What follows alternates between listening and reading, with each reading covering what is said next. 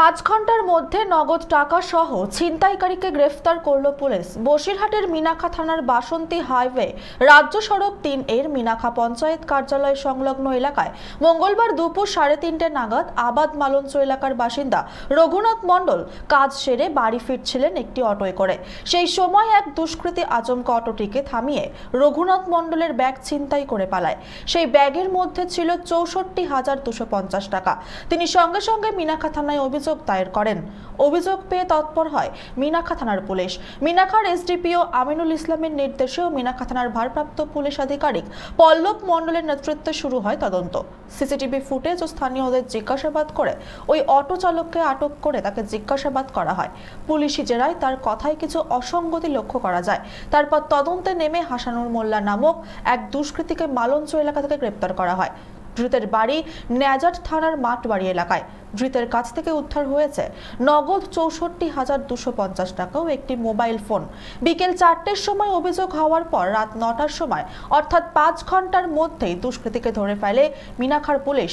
তাকে জিজ্ঞাসাবাদ করলে সে জেরায় স্বীকার করে ওই অটো চালক এই ঘটনার সঙ্গে জড়িত ছিল। সেই মূলত ফোন করে রঘুনাথ মণ্ডলের বিষয়টি হাসানুরকে জানায়। ধৃত অটো চালকের নাম ইমরান মোল্লা, তার বাড়িও মঠবাড়ি এলাকা। ধৃত হাসানুর ও ইমরানকে বুধবার বসিরহাট মহকুমা আদালতে পেশ করা হবে। তাদের 10 দিনের পুলিশি হেফাজতে নেওয়ার আবেদন জানানো হয়েছে।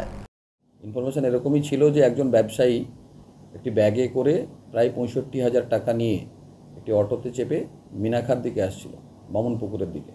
সেই সময় একটি বাইক পেছন থেকে ধাওয়া করে এবং আসার পরে যে পিওটা, যেখানে অ্যাকচুয়ালি মিনাখা পঞ্চায়েত অফিস, তার সামনে অটোটিকে আটকায়। অটোটিকে আটকানোর পরে ওর কাছ থেকে আর্মস দেখিয়ে ওই যে 65,000 টাকা একটি ব্যাগে ছিল সেটা নিয়ে পালিয়ে যায়। আমরা সঙ্গে সঙ্গে কমপ্লেন পাওয়ার পরে যে অটো ড্রাইভার ছিল, যে অটোটি ছিল, সে অটো ড্রাইভারকে প্রথমে জিজ্ঞাসাবাদ করি। অনেক সময় ধরে জিজ্ঞাসাবাদে তার কিছু বক্তব্য অসঙ্গতি আমরা পাই।